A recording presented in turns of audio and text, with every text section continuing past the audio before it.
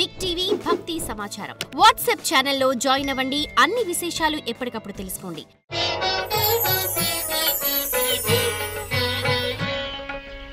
ప్రతి కార్యక్రమంలో ఒక ప్రముఖ వ్యక్తి యొక్క జాతకం లేదా శ్రీ గురుదేవులు వీరబ్రహ్మేంద్ర స్వాముల వారి యొక్క ప్రశ్నాశాస్త్రం, గవ్వ ప్రశ్న మరియు ప్రాచీన సంఖ్యాశాస్త్రాన్ని క్రోడీకరించుకుని సమీపమైన భవిష్యత్తులో ఏం జరగబోతుంది అన్నటువంటి అంశాన్ని గురించి మనం తెలుసుకుంటున్నాం. ఈరోజు కార్యక్రమంలో ఒక ప్రముఖ వ్యక్తి, ప్రముఖ సినీ నటి, మాజీ మంత్రివర్యులైనటువంటి శ్రీమతి రోజా సెల్వమణి, ఆంధ్రప్రదేశ్ రాష్ట్రానికి సంబంధించినటువంటి మాజీ మంత్రివర్యులు శ్రీమతి రోజా గారు వారు కొన్ని ఆరోపణలు ఎదుర్కొంటున్నటువంటి సందర్భాన్ని మనం చూస్తున్నాం. కొన్ని విపత్కరమైనటువంటి ఇబ్బందుల్ని వారు ఎదుర్కొంటున్నారు.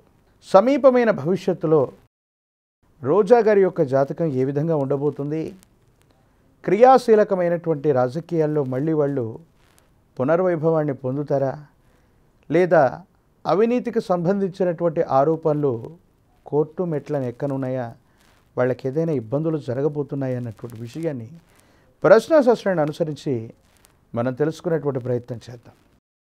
శివాయ బ్రహ్మణే నమ, వీరబ్రహ్మేంద్ర స్వామినే నమో నమ, ఓం హ్రీం క్లీం శ్రీం శివాయ బ్రహ్మణే నమ.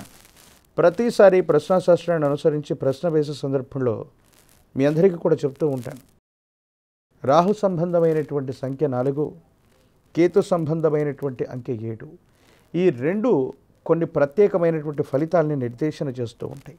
మనం ఎప్పుడైనా ఒక ప్రశ్న వేస్తున్నప్పుడు 4 అంకె ఒక పర్టికులర్ ఫలితాన్ని, ఇది రాహు సంఖ్యగా చెప్తారు ప్రశ్నాశాస్త్రంలో. 4 అంకె రాకూడదు.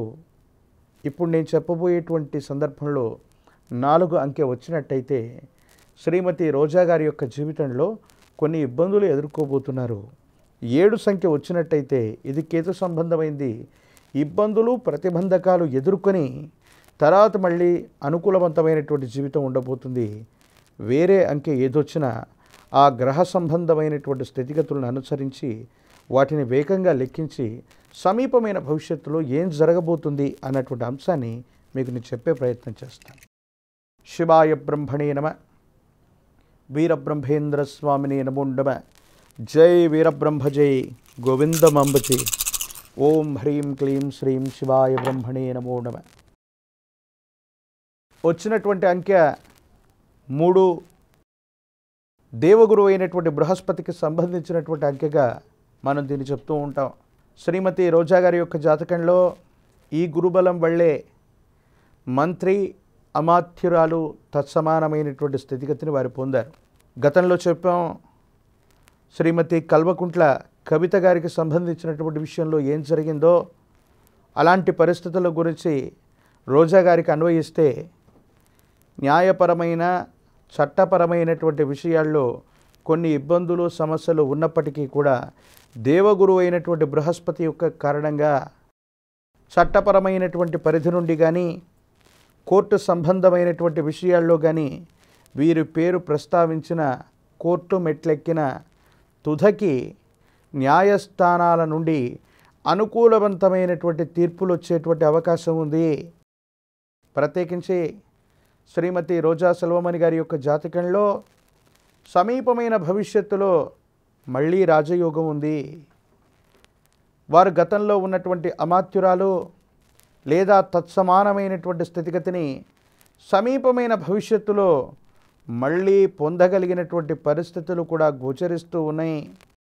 అయితే వీరికి సంబంధించిన ఆరోగ్యపరమైన అంశాలు, ఆరోగ్యపరమైనటువంటి స్థితిగతులు, వ్యక్తిగతమైనటువంటి భద్రత, వీటి పట్ల జాగ్రత్తగా ఉండటం చెప్పదగినటువంటి సూచన.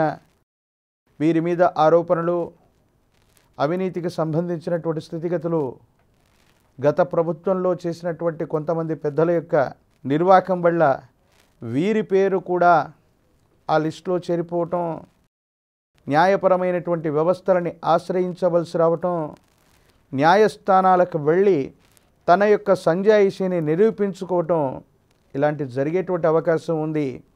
ఏది ఏమైనప్పటికీ దేవగురు అయినటువంటి బృహస్పతి యొక్క అనుకూలవంతమైనటువంటి స్థితిగతుల వల్ల చట్టపరమైనటువంటి వ్యవస్థల నుండి అనుకూలవంతమైనటువంటి తీర్పులని తుదకు వీరు పొందుతారు. మళ్ళీ సమీపమైన భవిష్యత్తులో వారు గతంలో ఉన్నటువంటి అమాత్యురాలు తత్సమానమైనటువంటి స్థితిగతికి సంబంధించిన స్థితిని తమ రాజకీయపరమైనటువంటి జీవితంలో మళ్ళీ పొందేటువంటి అవకాశాలు ఉన్నట్టుగానే మనం భావన చేయొచ్చు.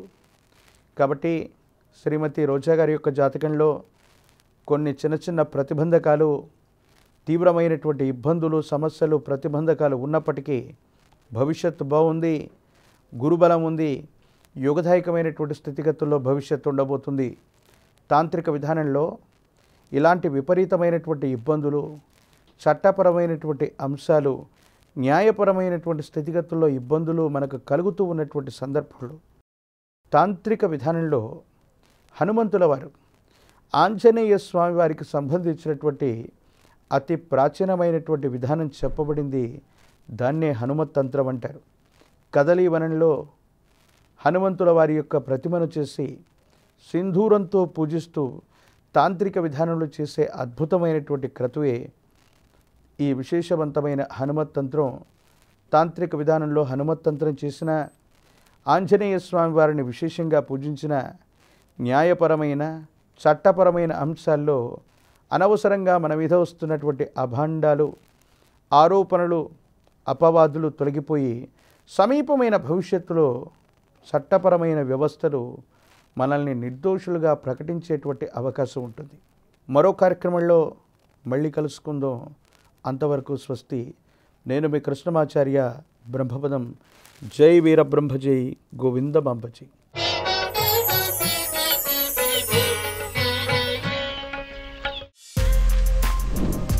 For more videos like this, subscribe Big TV channel.